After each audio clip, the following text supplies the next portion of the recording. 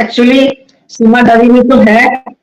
एक वीडियो में बोल भी रही थी कि मैं मेरे बच्चों से 1 मिनट भी दूर नहीं रह सकती हूँ। तो हम सीमा से क्वेश्चन करते कि तो 8 दिन 10 दिन जब नेपाल गई थी, बच्चे बहन के घर छोड़ छोड़ कर वो तू घूमती थी पार्लर में इधर उधर, तब तू बच्चे नहीं छोड़ती, 1 मिनट मैं नहीं छोड़ सकती अपने बच्चों को अपने पास से। इसका ये वर्ड है।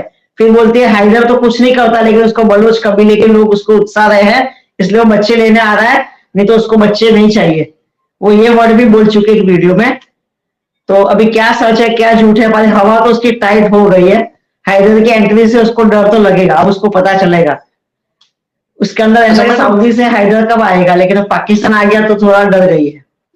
अच्छा मैडम, आपने आपने कल देखा हो, कल चूंकि रोशन अजीम साहब उनके गांव में थे, तो आपने सारी सिचुएशन देखी थी, तो वो तो सारी तफसीलात बता रहे हैं जिसमें सारे जो झूठ हैं वो बेनकाब हो गए सीमा के, कि वहां औरतें आजाद रही हैं, मस्जिद से उठ बैठ नहीं सकते, जंगल है बिल्कुल, वहां तो डकैत रहते हैं और औरतों की तो बिल्कुल किसी किस्म की इज्जत नहीं है। रोशन साहब ने तो सब कुछ वो दिखाया है जो शायद ही किसी इलाके में, किसी गाँव देहात में इस तरह का होता हो। और मैंने लाइव भी किया था उनको, लाइव में सारे सवाल मैंने उनसे पूछे। सही बात है, लेकिन अभी एक इनके पास एक हथियार ये रहेगा कि थोड़ा मेरे को, उन्होंने अपनी पहली बीवी छोड़ी है तो मुझे भी, हाँ ये वर्ड भी उसने वीडियो में बोला था कि जब पहली छोड़ दिए तो मुझे भी छोड़ देता, इससे मैंने अपना फ्यूचर सचिन का सिक्योर कर दिया। ये वर्ड भी वो बोली है। वो अपनी थोड़े बहुत हथियार यूज करेगी, लेकिन वो ज्यादा टाइम नहीं चलेगा उसका हथियार, क्योंकि सच की जीत होती है, झूठ कभी नहीं जीतता है। इसको और हमारे भारत का तो, हमारे भारत, जिस भारत में वो आई है ना इतना झूठ बोलती हुई, हमारे पैसों पे भी लिखा होता है सत्यमेव जयते, संस्कृत में ट्रूथ ऑलवेज विंस, बराबर। उसको पहले ये शपथ दिलाने की, ट्रूथ ऑलवेज विंस की, बाद में उसको खड़ा करने का। उसका जो झूठ है अब नहीं चलेगा। जिस भारत में आई है, भारत की नोट पे लिखा होता है सत्यमेव जयते। बिल्कुल सही बात है। और इसमें एक चीज आप और देखें कि आप इसको आसान अल्फाज में अगर देखा जाए तो इसका मतलब यही है कि मेहरबानी करो, मिट्टी पाओ, जान दो, माफी दें। ठीक है, जैसे वो कह रही है कि अगर उससे छोड़ा तो मुझे भी छोड़ देते, क्या हुआ अगर मैंने बॉर्डर क्रॉस कर लिया, मुझे माफ कर देते, ये तो पीछे ही पड़ गए, इन्होंने तो केस ही फाइल कर दिए, अब ये तो बच्चे लेकर ही रहेंगे। तो इसको आसान अल्फाज में मैं यही समझूंगा कि माफी मांगना और गिड़गिड़ा के इस चीज की तलजा करना कि वो बैठ ही जाए गुलाम हैदर और बैकडोर सेटलमेंट किसी तरीके से हो जाए, या कोई ऐसा मामला है कि वो अपने बच्चों को क्लेम ना करें। बहरहाल अभी जिस तरह से मामला आगे बढ़ रहा है, ये तो यही नजर आ रहा है कि ये अब नेक्स्ट स्टेप जो है वो भारत का वो दिन दूर नहीं कि जब वो वीजा के लिए अप्लाई करेंगे।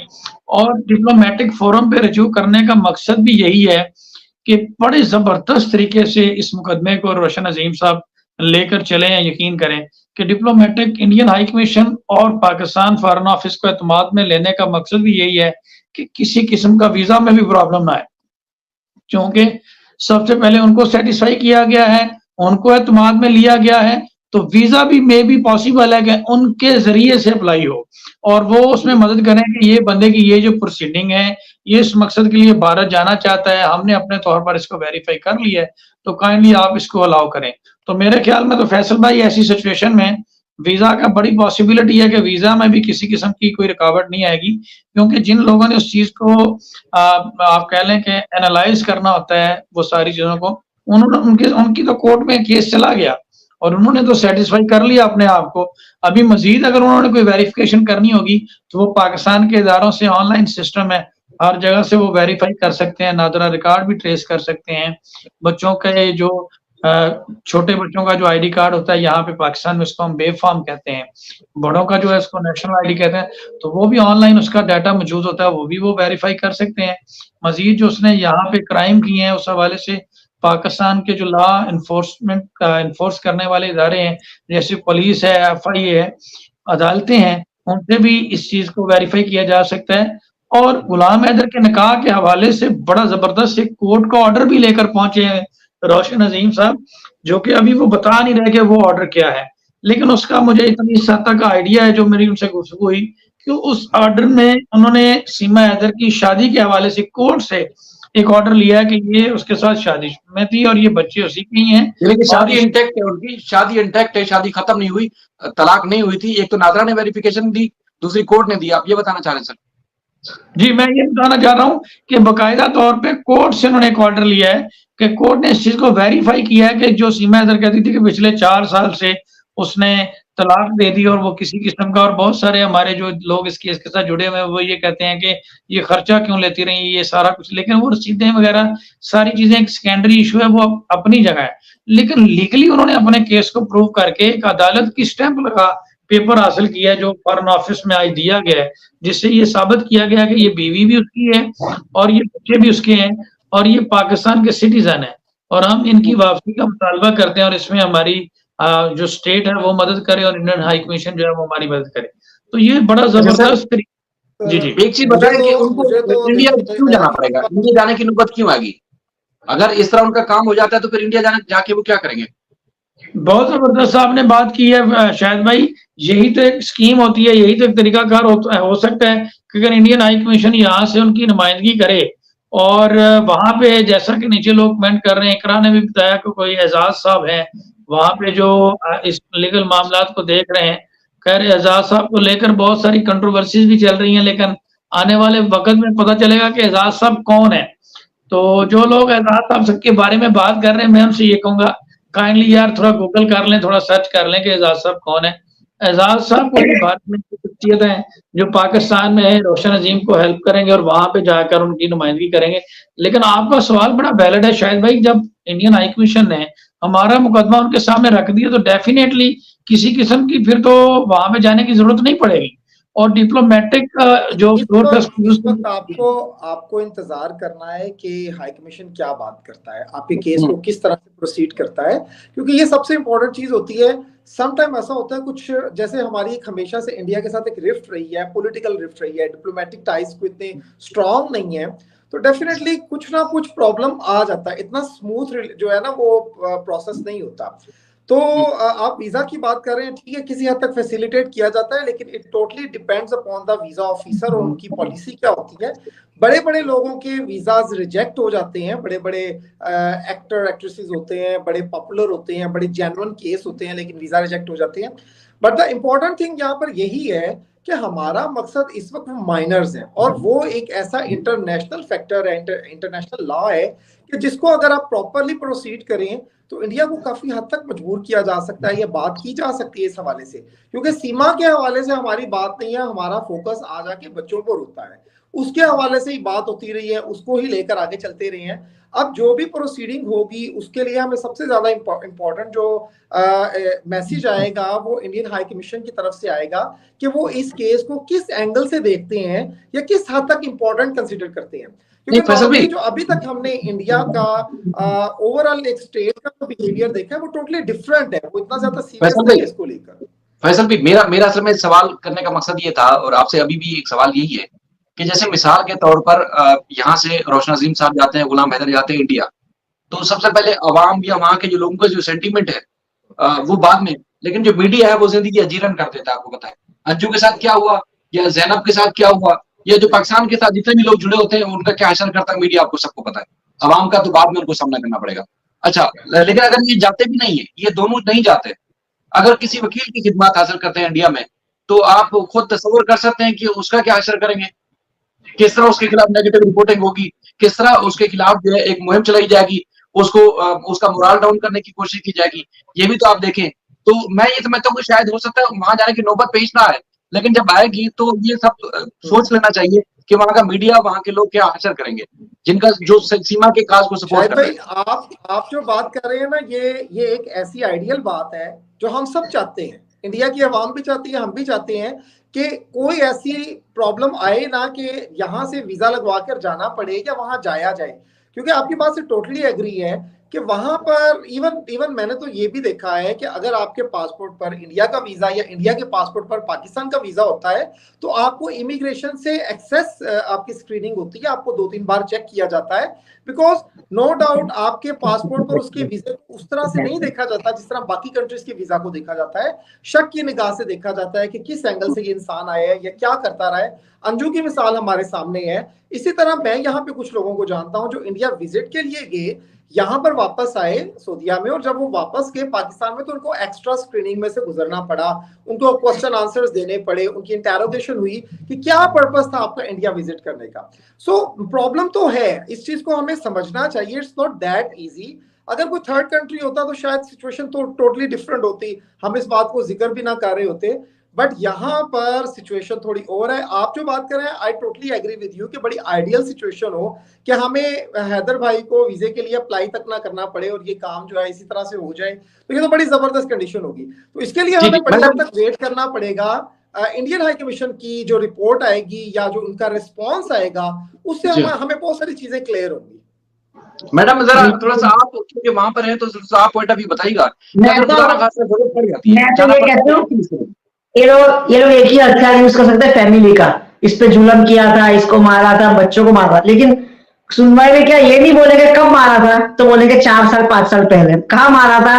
कराची में मारा था। तो झगड़ा इंडिया में कैसे लेके आए हो? तो ये सब बातें फेक हो जाएगी और सीमा का पूरा केस कमजोर हो जाएगा। सर एक हंसी मजाक आ जाएगा उस समय। मैं तो कहूंगी उस कोर्ट में हम भी बैठे सुनवाई देखने के लिए, कब मारा, 5 साल पहले कहाँ मारा, और दोनों सिटीजन कहाँ के हैं? पाकिस्तान के। तो वो इंडियन कोर्ट में कैसे आए हैं? तो बोला इलीगल ये भाग के आइए। तो बोलेंगे पहले उसको वहां भेजो, वहां उसका झगड़ा सुलझाओ, बाद में उसको इंडिया में नए पति के पास भेजो। ये आएगा इश्यू, और क्या आएगा? जो कानूनी मामला है वो तो बिल्कुल क्लियर है ना, बिल्कुल 100% उसमें तो कोई दो राय नहीं है। लेकिन वहां जो जाने के बाद जो मुश्किलात आएगी, वो उन मुश्किलात की मैं बात कर रहा हूँ कि आपको पता है कि मीडिया जो वहां का है वो कितनी जिंदगी अजाब कर देता है लोगों की, जिसके पीछे पड़ जाए, और खासतौर पर जिसके खिलाफ एक मुहिम चलानी हो, कैंपेन चलानी हो, उसका तो जीना और ही ज्यादा हराम हो जाता है। और उसके बाद फिर वो लोग जो खासतौर पर सीमा के मसले को, एपीसी को सपोर्ट करते हैं, तो यहाँ पे चाहे गुलाम हैदर जाए, रोशन अजीम साहब जाए, या वहां पर अगर किसी की खिदमत लेते हैं किसी भी वकील की, तो उनको मुश्किल नहीं होगी। मेरा ये सवाल है, आपकी क्या राय है कि मुश्किल नहीं होगी? मुश्किल तो बहुत सारी आने वाली है, क्योंकि रिलीजियस कार्ड खेला है, उसको हिंदू बन गई है, इसको हम ही रखेंगे, यही रहेगी, बहुत सारी बातें आएगी। लेकिन लीगल बात क्या है? बच्चों को सिटीजनशिप नहीं मिलेगी, एडॉप्शन नहीं है। तो जो जुबान बोलती है और कानून बोलता है, दोनों में फर्क होता है। कागज में जो ताकत है वो जुबान में ताकत नहीं। सीमा जो भी बोली सब जुबान से बोली है। कागज की ताकत किसके पास है? रोशन अजीम सर के पास है, गुलाम हैदर की साइड। तो पक्का क्या होगा? रोशन अजीम साइड का केस पक्का होगा। आप समझे? मेरे ख्याल में कागज पक्का है, जुबान की कीमत नहीं होती है, लिखे हुए कागज की कीमत होती है। मेरे ख्याल में तो वैसे आपने अब जो पहले सीमा का जादू सरकार बोल रहा था, चाहिए हुई थी, एकतरफा मौक़िफ़ था, दुनिया उसको पसंद कर रही थी, लेकिन ये वाकई जो वो बात करी बिल्कुल जेन्युइन है, यानी कि सेंटीमेंट उसने अपने साथ जोड़ दिए थे। अब गुलाम हैदर को आपने सोशल में भी देखा था, वीडियोस में आप देख रहे हैं, आपको कितना फर्क नजर आ रहा है? बहुत ज्यादा। देखिए, मैं यही बात करने लगा था कि मैं बहुत खुश हूँ क्योंकि मैंने हैदर भाई को उस कंडीशन में देखा है, बेबसी की हालत में। और जब आपके साथ कोई गाइड करने वाला नहीं होता, आपके साथ कोई खड़ा नहीं होता, और आप इस तरह परदेश में होते हैं और आपके साथ कुछ प्रॉब्लम्स भी होते हैं, तो आपकी सिचुएशन आपको समझ नहीं आ रही होती। आप हर जगह कोशिश कर रहे होते हैं, ट्राई कर रहे होते हैं। अब आप अपने मुल्क में हैं। मैंने पिछले दिनों एक वीडियो बनाई थी और मैंने बाकायदा तौर पर उनको मेंशन किया था कि मुझे वो दिन याद है कि जब आप बेबसी की हालत में थे, और आज मुझे ये देख के बड़ी खुशी हो रही है कि आज जो आप बात करते हैं तो आप अपने लोगों में खड़े होकर बात कर रहे होते हैं। तो ये बड़ा फैक्टर होता है। मैंने लास्ट टाइम भी बात की थी कि मुझे बड़ी इस बात की खुशी होगी कि रोशन अजीम साहब और वो दोनों एक पेज पर एक साथ एक फ्रेम में नजर आए। आज वो भी हमें नजर आया, वो एक बहुत बड़ा फैक्टर है। और हम पूरी तरह से सपोर्ट करते हैं रोशन अजीम साहब को। और मुझे मेरी ये पूरी मतलब मेरी तरफ से ये पूरी जो है उनके लिए नेक तमन्नाएं हैं कि वो जिस तरह से केस को लेकर चले हैं, ये जिस तरह से लेकर चल रहे हैं, आगे डेफिनेटली हर्डल्स आती है। आप इस पॉइंट पर आकर जो है वो रुक भी जाते हैं, लेकिन हिम्मत नहीं हारनी, आगे बढ़ना है। और रोशन अजीम साहब के साथ जब बात हुई थी, आपकी प्लेटफॉर्म पर बात हुई थी, तो बड़े मैंने उनको सुलझे हुए पाया और मुझे लगा कि ये आदमी जो है ना वो डेफिनेटली अगर ये करना चाह रहा है तो डेफिनेटली ये करके दिखाएगा। बिल्कुल। रामे साहब, सर अब आपकी बारी है सर। शायद भाई, मैं तो सोच रहा हूँ जिस तरह की मैंने कविता शिशर की गुफ्तगू सुनी है अभी, मेरा ख्याल है कि अपना टाई कोट उतार कर आज इन्हें दो, ठीक है मैडम। जिस तरह से इन्होंने लीगली चीजों को एक्सप्लेन किया है और वन वर्ड में बात खत्म कर दी है कि भारत में इस वक्त केस की पोजीशन क्या है। तो मेरा आपसे शायद भाई सवाल ये है कि अभी आपने हकीकत तो देख ली, एपी सिंह साहब की बातें भी सुन ली, सारी चीजें सुन ली, आप उनके लिए अब क्या कहना चाहेंगे? आप कोई पैगाम देना चाहेंगे उनको, या कोई उनके लिए कोई 2 लफ्ज कहना चाहेंगे? वैसे मैडम के लिए जो लोग देख रहे हैं मैडम के लिए खुदा ना खासा बुरे कमेंट ना शुरू कर दें। वैसे हम तो इंडिया में मैडम को पाकिस्तान का सफीर समझते हैं। पाकिस्तान के लिए, पाकिस्तान की सफीर हमारी बड़ी बहन है, हमारी मतलब साधु की जगह पर है, लेकिन हम सबको यही समझते हैं कि हमारे एक फैक्ट बात है ना, एक फैक्ट बात है, झगड़ा कहाँ हुआ, उसका केस कहाँ लड़ा जा रहा है, तो इन लोग के पास तो एक ही बात है, सीमा को मारा, बच्चों को मारा। अरे मारा है तो कराची में कहीं अलग रह सकती है, उसको इंडिया तक आने की क्या जरूरत थी? बिल्कुल मैडम सही बात। अच्छा, मारा था तो अपने मेके जाती ना, अपने माँ बाप के घर जाती, वहां हाँ। 3 बॉर्डर क्रॉस करके सबके पास जाने की क्या जरूरत? तो कोर्ट में पहले पहले हंसी का माहौल यही होगा, कब मारा था, कहाँ मारा था, कितने साल पहले मारा था, कहीं कराची में, तो मैं इंडिया में कैसे पहुंचे? तो उसकी वो कहेगी मैं इलीगल भाग के आई, ऐसे कैसे इलीगल तो भाग के आई? इट मीन कहीं वाला क्रिमिनल, और हैदराबाद सेफ हो जाएंगे, वो फंस जाएगी। यही तो हम चाहते हैं कि ये मामला हो, इसी मामले की प्रोसीडिंग हो हम इंडिया में, यही तो चाह रहे हैं। अब ये एपी सिंह जो है वो जो डिले टैक्टिक्स यूज करते जा रहे हैं, हम तो चाहते हैं कि जल्द वो सामने आए, क्योंकि जितने झूठ का पलंदा उसने इकट्ठा किया हुआ है वो एक दिन में ही सारा स्लिप हो जाना है। जिस दिन किसी सही तगड़े किस्म के बंदे के सामने आ गई ना, तो उसके ये झूठ के पलंदे सारे खत्म हो जाने हैं। अभी तो मीडिया की गेम थी कि आप आ रहे हैं, आप आज आपने ये किया हुआ है, और आज आपने ये पहन लिया, और आज आपने ये उतार दिया है। तो मैं तो वो दिन का इंतजार करूंगा कि जिस दिन वो अदालत में कार्रवाई शुरू हो प्रॉपर तरीके से। फैसल भाई, इंडिया में हैदराबाद की इज्जत है, उनका वेलकम भी रहेगा। इंडिया इतना भी गया बीता नहीं है, सही को न्याय देगा, कि सबको पता है कि सीमा झूठ बोल रही है, हैदराबाद सच्चे हैं, तो न्याय तो हैदराबाद को मिलने वाला है। वो तो इंडिया के पब्लिक भी समझती है, मीडिया भी समझेगी, कोई उनके लिए बुरा नहीं बोलेगा। हो सकता है 10-20% हो, तो वो तो इतने तो हमारे ऑपोजिशन होते ही है लाइफ में, कभी ना कभी तो हैदराबाद की होगी। फिर बाद में उनके पास एक और बात है कि सिटीजनशिप नहीं मिल सकती है, बच्चे स्कूल नहीं जाते, राइट टू एजुकेशन, फैमिली के बाद ये पॉइंट्स भी आने वाले, लीगल पॉइंट। तो सीमा का पूरा पांव कच्चा है, शी इज कम्प्लीटली इनलीगल। बिल्कुल सही बात है। जी जी, क्या आप बात करें? फैसल भाई, अयान अली आपको एक कैरेक्टर याद होगा, अयान अली, आपने खबर में सुना होगा। बिल्कुल, किस तरह उसको हम भूल सकते हैं। मुझे अयान अली के सॉन्ग भी बड़े पसंद है। अच्छा, उसमें सर उनका केस चल रहा था सेनाई कोर्ट में, पॉपुलर सिंगर एंड मॉडल। अच्छा सर, उनका केस चल रहा था सेनाई कोर्ट में, उनको मुल्क से बाहर नहीं जाने दिया जा रहा था। तो अब मैं उन वकील साहब का नाम नहीं लूंगा, क्योंकि राम साहब बड़ा करीब से जानते हैं, और अगर मैं उनके आर्गुमेंट का बताऊंगा तो वो यकीनन पहचान जाएंगे कि मैं किसकी बात कर रहा हूँ। तो जब वो कोर्ट में खड़े होते थे तो उनके सारे आर्गुमेंट सिर्फ और सिर्फ लतीफे होते थे, इसके अलावा कुछ नहीं होता था। यानी कि मेरिट पे कोई भी बात नहीं करते थे कि उनके आर्गुमेंट में क्या है, डॉक्यूमेंट में क्या है, वजह क्या है, क्यों रोक रहे हैं, कुछ नहीं होता था, सिर्फ और सिर्फ लतीफे सुनाते थे। तो अक्सर हम दोस्त बोलते थे यार अब हम टीवी पे रिपोर्ट क्या करें, क्या इनके अब लतीफे चलाने। अब एपी सिंह का हाल भी वही है, सिर्फ और सिर्फ लतीफे सुना सकते हैं, इसके अलावा कुछ नहीं उनके पास, कोई भी नहीं है, सिर्फ और सिर्फ मदद कार्ड, और उसके बाद अगर सुनाने तो लतीफे सुनाने। उनके पास केस के मेरिट के लिए इखलाकियात या एक कहते हैं कि मजहब, धर्म और कानून के उनके पास, उनके हाथ में कुछ नहीं है, सिर्फ और सिर्फ ये है कि लतीफे है। लतीफे इंटरटेन होते हैं, आपको पता है, जैसे हमारे कुमार साहब बोलते हैं यार बस जब बात करते हैं ऐसा लगता है कि बस बहुत ज्यादा सियासी वकील है, तो उनके पास सिर्फ यही कुछ है, इसके अलावा कुछ नहीं है। बिल्कुल सही बात है। और मैं आप लोगों को मजे की बात बताऊं कि जो एपी सिंह साहब के सपोर्टर हैं, चंद दोस्त हैं, वो एजाज साहब को भारत में हमारा एडवोकेट समझ रहे हैं। तो अभी मैंने भी बताया कि हमने एडवोकेट कर लिए हैं, तो मैं उनकी थोड़ी सी जो सस्पेंस है उसको खत्म कर देता हूँ। एजाज साहब जो है वो भारत में हमारे हाई कमीशन है, वो वहां पे हमारी नुमाइंदगी कर रहे हैं। और रोशन अजीम साहब ने ये स्टेटमेंट दिया कि ये मामला एजाज साहब देखेंगे। तो एपी सिंह में इतनी बेचैनी है, एपी सिंह के सपोर्टर जो है उनके दरमियान, उन्होंने कहा जी वहां पे वकील कर ली है एजाज साहब, ठीक है। ये इकरा ने पहले बात की थी सर, ये बात इकरा ने की थी पहले जी, वहां पे वकील कर लिए हैं, और वो वकील पता नहीं कितने मुकदमात लड़ चुके हैं, ठीक है। हालांकि वो हाई कमीशन है वहां पे, तो मामला तो बिल्कुल क्लियर है। इससे पहले जो आपने बात की सर, आपकी बात जो तत्ते तवे वाली है ना, वो साबित हो रही है सर। वो मैंने बैठ गए उसके ऊपर।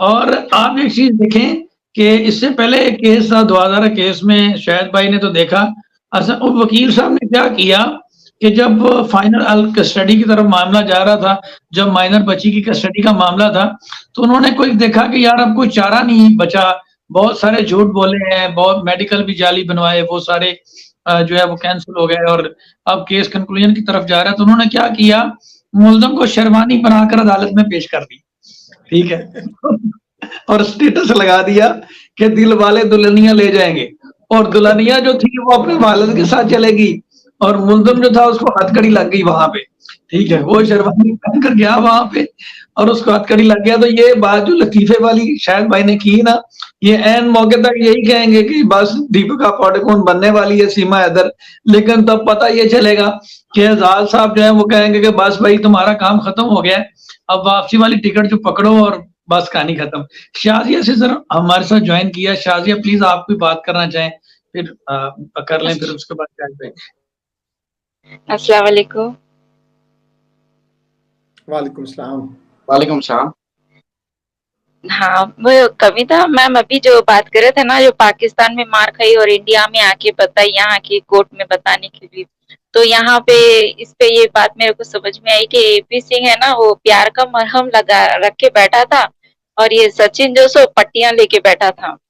तो जिस तरीके से प्यार का मरहम लगाते गया वो दुनिया को दिखाते गया, और पट्टी जो ऊपर से बांध रहा था वो लपू सिंह लपू बांध रहा था, उस ये दोनों का मेडल बराबर ही हो गया।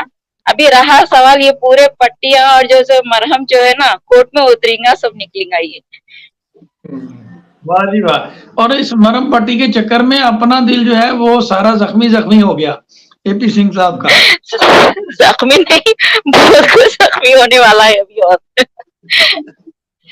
अभी तो इस वक्त वो लोग नहीं, रात में जब सो रहे होंगे तो सीमा के ख्वाब में तो सिर्फ वो हैदर ही आ रहा होगा। बेचारी चौंक के उठ जा रही थी, उनकी कितनी सुकून की नींद मैं इंडिया में ले रही थी, अब ये कौन सा मेरे पे अजाब नाजिल होने वाला है बोल रही होंगी वो बेचारी। बड़ी मुश्किल से बहुत सारे झूठ बोल के झाड़ू फेर के उन्होंने थोड़ी सी जगह वहां पे बनाई थी, जो एक ही विजिट में पानी फेर दिया सारा। वो तो होना ही था, क्योंकि कचरे को सिर्फ झाड़ू ही हटा सकती है और कोई तो नहीं हटा सकती।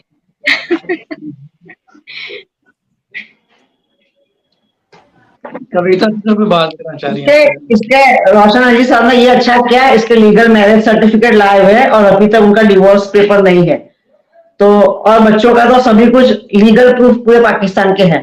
ये इतना जबरदस्त पॉइंट है, और जो इसका फैमिली मैटर है वो तो कभी पक्का नहीं जाएगा। ऊपर से हमारे यहाँ कोर्ट में मजाक उड़ाया जाएगा, देखने वाली ऑडियंस को तो बड़ा मजा आएगा जो सुनवाई में बैठेगा। तो ये इलीगल है और वो डरी हुई भी है। आप कहना चाह रही हैं कि बहुत जल्द इंडिया से बॉलीवुड के अलावा भी कोई फिल्म आने वाली है जो कि कॉमेडी मूवी होगी? हाँ, कॉमेडी मूवी होगी कि देखो फिर ये भी कहा जाएगा कि जिन औरतों को पाकिस्तान में कूटा जाता है वो इंडिया में भाग के आती है और उसके कोर्स वो इंडियन अदालत में उसके केस होते हैं। अच्छा, मजे की बात आप सुने, देखें कि ये अब अदाकार तो पक्के हैं। देखिए अदाकारी तो उन्होंने बड़ी जबरदस्त की है, यहाँ से मुझे अंदाजा होता है कि ये अदाकार तो बन सकती हैं, चाहे कोई छोटा मोटा ही रोल इनको मिले जो इनके मुताबिक है, क्योंकि अदाकारी तो उन्होंने बड़ी जबरदस्त की है।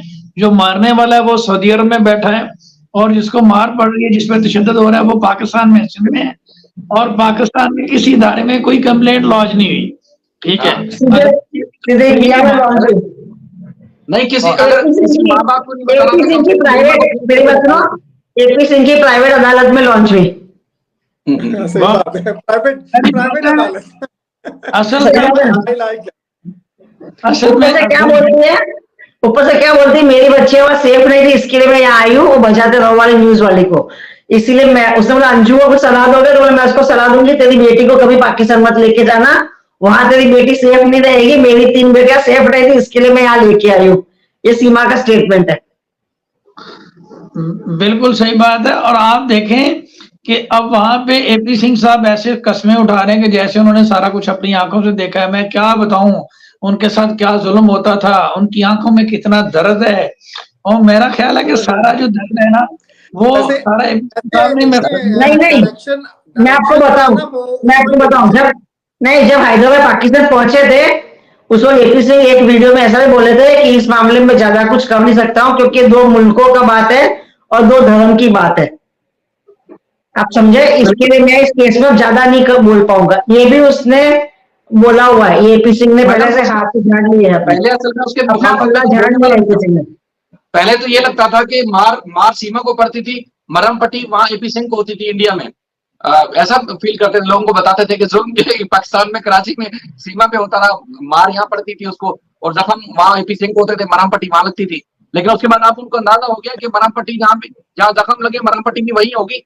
उनके बस की बात नहीं है, इसलिए आप वो किनारा इख्तियार कर रहे हैं, जहां तक मुझे इससे लगता है। हमारा हमारा एक गाना है, परदेशियों से ना अखियां लड़ाना, अब ये कह के दूसरे मुल्क वालों से ना अखियां लड़ाना, क्योंकि बहुत सारी अदालत, कंट्रोवर्सी, सब कुछ आएगा तुम्हारी जिंदगी में।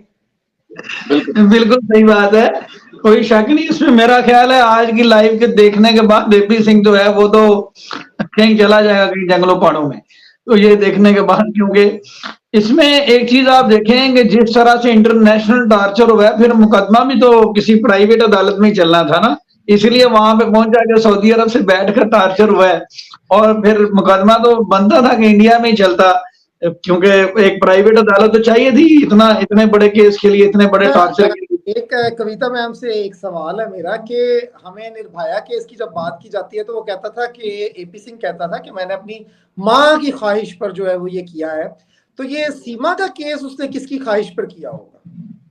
सीमा को बहन बनाया ना, बहन का भाई बना है, तो हमारे में वो राखी बांधते हैं ना, तो भाई राखी का कर्ज निभाता है। सही, आप बिल्कुल समझे? सही बात है। ये बहन बनाने ऐसी है पंजाबी में जो मैं यहाँ पे नहीं कर सकता।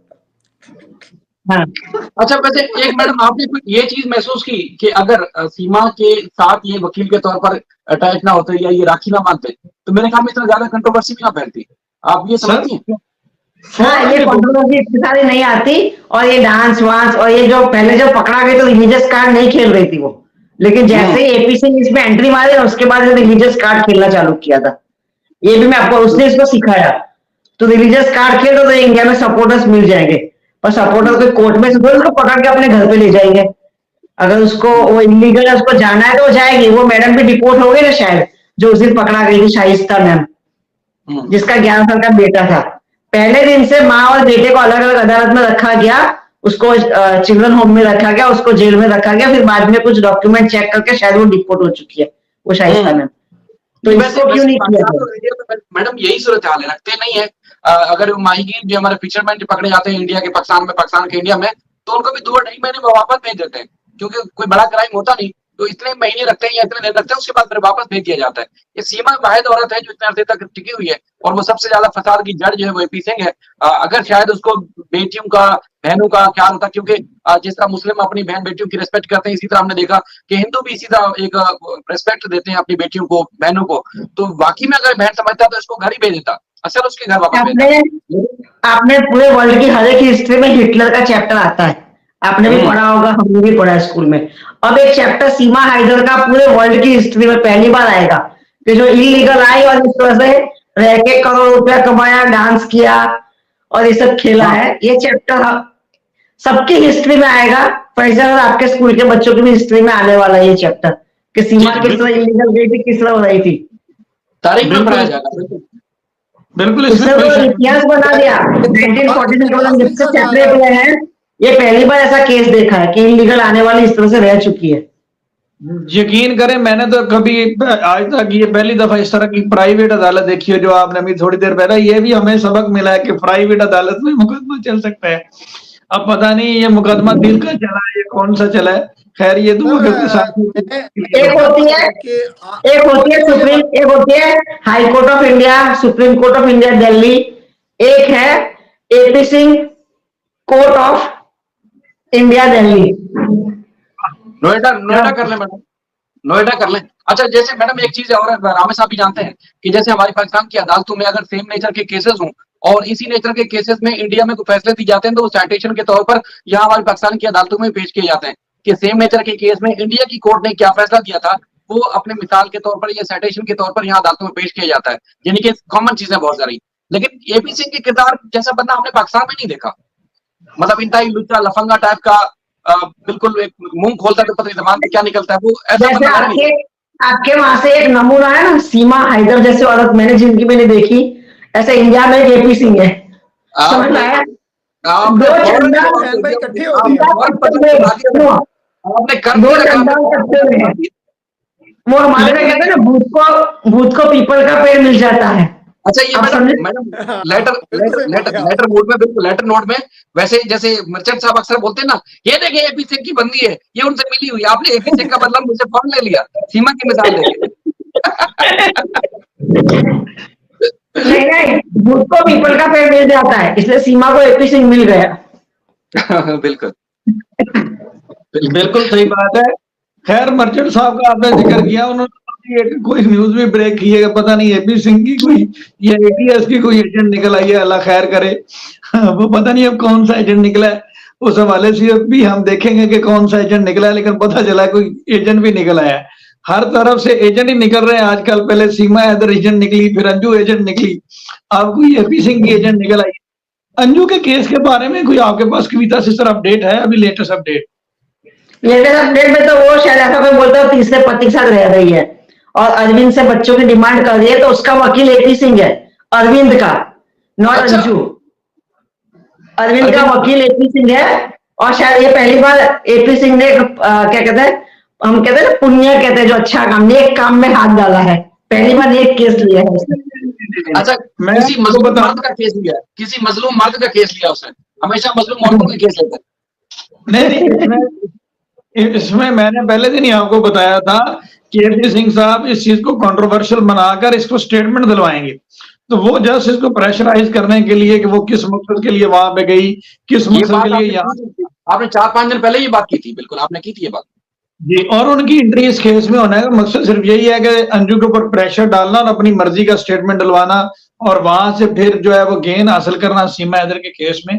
तो ये उनका एक पता है जो फेल होगा, इसमें कोई फायदा नहीं उनको होने वाला, क्योंकि अंजू तो उनकी सिटीजन ही है, और उसी के ऊपर ही इल्जाम लगाना, तो ये तो कह लें कि भारत की भी बदनामी है, और भारत के जो 150 करोड़ लोग वहां पे रह रहे हैं उनकी भी बदनामी है। क्या वहां के सिटीजन को ये एजेंट कह रहे हैं या इस तरह की बातें कर रहे हैं, और ये कह रहे हैं कि किसी स्पेसिफिक पर्पस के लिए वो वहां पे गए थे, तो ये तो पूरी तरह से अब इनका जो काम है ना वो तमाम। आप लोगों के साथ ना एक चीज शेयर लेकिन जहाँ तक मैं समझती हूँ, बड़ा प्रॉब्लम है, बहुत ज्यादा प्रॉब्लम है ये पाकिस्तान इंडिया, चूंकि हम लोग कल्चरली सेम होते हैं, तो हम लोगों के साथ ये बड़ा प्रॉब्लम होता है। यहाँ पर बहुत सारे केसेस मैंने ऐसे देखे कि जहां पर मतलब पाकिस्तान और इंडिया के लोगों की आपस में शादी होती है, बच्चे हो जाते हैं, तो बच्चों को जब वापस जाना होता है, क्योंकि गल्फ में तो आपको जो है वो नहीं मिलता, आपको नेशनलिटी नहीं मिलती, तो बहुत ज्यादा प्रॉब्लम हो जाता है दुबई वगैरह में, कि वो शादी तो हो जाती है, मोहब्बत की शादी हो जाती है, लेकिन या तो वो बच्चे एट द एंड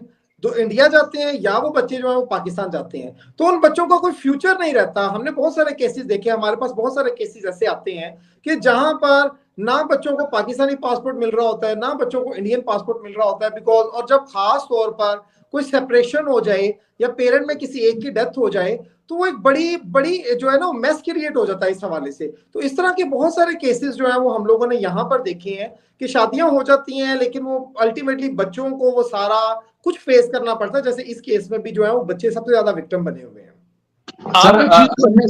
सीमा ने जो शेल्टर ढूंढा है सबसे ज्यादा कि बच्चों का फ्यूचर सिक्योर रहेगा, सेफ रहेगा और उनका एक ब्राइट फ्यूचर होगा, वो उसने ढूंढा है कि सचिन की गोद में, कि सचिन की गोद में पलेंगे पढ़ेंगे और दुनिया में सीमा की तरह नाम कमाएंगे। लेकिन इंशाल्लाह उसकी ये जो नियत है, इरादे हैं, वो तबाह बर्बाद होंगे, इंशाल्लाह बच्चे वापस आएंगे। वो बोली थी ऐसा, एक वीडियो में बोली है कि हैदर मेरे बच्चों को कभी पढ़ा नहीं सकता है, और मेरे बच्चे सचिन के पास भी पढ़ेंगे, अभी ट्यूशन भी पढ़ते हैं और रोज रात को सचिन उसको पढ़ाता है। सचिन खुद तो शायद क्या पता 10th भी पढ़ा है कि नहीं पढ़ा, उनके बच्चों को क्या पढ़ाता होगा, ये भी समझने वाली बात है। अच्छा, आप एक चीज यहाँ पे देखें, शायद भाई जो उन्होंने बात की है ना कि वो कभी भी नहीं पढ़ाएगा, अब ये नसरुल्लाह को ब्लेम करेंगे कि वो सेक्सुअली असाल्ट करता रहा है, वो डोमेस्टिक वायलेंस करता रहा है उसके साथ, और उसको फिजिकली और असाल्ट करता रहा है अंजू को, तो ये अब इस तरह का ब्लेम जो है वो लगाएंगे और पाकिस्तान के मर्दों को बदनाम करने की कोशिश करेंगे एपी सिंह साहब, जिस तरह से पहले करते रहे। ताकि वो सीमा हैदर के केस में अपना मौक़िफ़ जो है वो सही साबित कर सकें कि देखें जी गुलाम हैदर भी टॉर्चर करता था, नसरुल्लाह ने भी टॉर्चर किया, ये एक एविडेंस आपके सामने आ गया। और अगर ऐसी कोई बात थी तो वो तो अंजू फौरन जाते ही वो स्टेटमेंट इस तरह का दे देती, लेकिन अभी तक अगर ऐसी बात नहीं हुई, इसका मतलब वो यहाँ से आपने देखा एयरपोर्ट से जिस तरह से गई है, तो वो सारी चीजें जो है वो बड़ा खुशी से उसने वहां पे वीडियो भी बनाई और बताया कि उसने बड़ा अच्छा एंटरटेन किया है, पाकिस्तानियों ने उसे तोहफे तायब भी दिए हैं, लेकिन अब वहां पे जाके इस चीज को कोई और रंग देने की कोशिश की जा रही है और ये पॉसिबिलिटी है शायद। भाई आप क्या समझते हैं? बिल्कुल बिल्कुल सर, ये गेम है, क्योंकि अगर उसका अगर माइंड में कुछ भी होता तो ये, वैसे उसकी मैं फेवर में नहीं हूँ कि उसने जो काम किया था अच्छा काम किया था, लेकिन वो नसरुल्लाह के पास आई थी तो नाच नाच के आई और गई भी तो नाच नाच के गई, क्योंकि आखिरी वीडियोस भी आपने देखी, आने वाली वीडियोस भी देखी, उसका काम अच्छा नहीं है और ना ही उसको कभी किसी भी सूरत में उसको सपोर्ट कर सकता हूँ, क्योंकि उसने अपने घर वालों को, माँ बाप का दिल तोड़ा, अपने बच्चों का दिल तोड़ा, अपने शोहर का दिल तोड़ा, झूठ बोल के यहाँ आई, तो ये उसके अमल को कभी भी मैं सपोर्ट नहीं कर सकता। लेकिन ये कि वो सीमा के सेंटीमेंट को सच साबित करने के लिए या उसका जो मौके है उसको सच साबित करने के लिए इसको अंजू को यूज किया जा सकता है, प्रेशराइज करके, दबाव में डाल के, खौफजदा करके और हर तरह से इस्तेमाल किया जा सकता है। मैडम भी आप तायद करेंगे? ये सर कोर्ट में जब लीगल कार्रवाई चलती, जज के सामने दो वकील खड़े होते हैं और ये तो उस समय क्या कंपैरिजन होता है दूसरे केस का? सीमा के केस के टाइम पे वो अंजू का केस सुनेगा वो तो जज? सर ऐसा तो नहीं हो सकता है। बस तो फिर ये खाली मीडिया में और बाहर बोलने के लिए होगा, रियल अदालत में तो अंजू की बात आएगी नहीं, बोलेगी किसकी बात चल रही है, सीमा हैदर की, उस वक्त तो अंजू को नहीं जानेगा जज, तो वहां पे तो हम पक्के ही है ना। बिल्कुल। जैसे आप कुमार साहब की बात को थोड़ा सा नोट करें तो वो असल में एक जो माहिर वकील होते हैं ना, वो उन्होंने अपना सेंटीमेंट जोड़ने के लिए अदालत में वो कपड़े भी फाड़ देते हैं, कोट भी फाड़ देते हैं, जैसे आप फिल्मों में देखती हैं। तो एपी सिंह साहब के अंदर ये सलाहियत है कि वो अपनी बात मनवाने के लिए कुछ भी कर दे, ये बात तो उनके अंदर है। बाकी जो मसला है अंजू और सीमा के केस को कंपेयर करने का, तो मैडम इनकी तरफ से, अगर अंजू की तरफ से कोई वकील खड़ा होता है तो वो वकील अदालत के अंदर बोल सकता है कि देखें जी ये मेरा केस उस तरह बनता ही नहीं जिस तरह ये पेश कर रहे हैं। एक बच्चा होता है ना जो हर एक क्लास पास करता है, एपी सिंह हर एक केस हारते हैं, ये वो वकील है। नहीं, हमारे वकील अक्सर ये मशहूर करते हैं कि भले केस खींच पाए, भले केस खींचा निर्भया का, पर हारे, भले सीमा का 6 महीने 12 महीने खींचा, लेकिन हारेंगे। मैडम हमारे यहाँ वकील ये लॉर्ड्स ऑफ लास्ट बेंच है, ये रियल एलएलबी है, लॉर्ड्स ऑफ लास्ट बेंचेस। हमारे जो वकील है ना, वो अक्सर अपने क्लाइंट को कहते हैं कि वकील केस नहीं आता, हारता असल में क्लाइंट है, वकील तो केस फाइट करता है। लेकिन उसकी तरफ से जाना ना, जब उसने ठोक बजा के बोला है कि सीमा को नागरिकता मिलेगी, अक्षय कुमार सबसे कंपैरिजन किया है, अगर सीमा को नागरिकता नहीं मिलती है तब इनका चेहरा देखने जैसा होगा। बिल्कुल सही बात है, बिल्कुल सही बात है, बहुत शुक्रिया। उन्होंने दूसरा नया केस ढूंढ लिया ना, अब अरविंद के साथ खड़े होंगे एक नए जज्बे के साथ, नया झूठ बोलेंगे नए तरीके से, केस तो मिलते जाएंगे, केस तो मिलते जाएंगे बराबर, लेकिन कौन सा केस वो जीत रहा है वो देखने की बात है। बिल्कुल।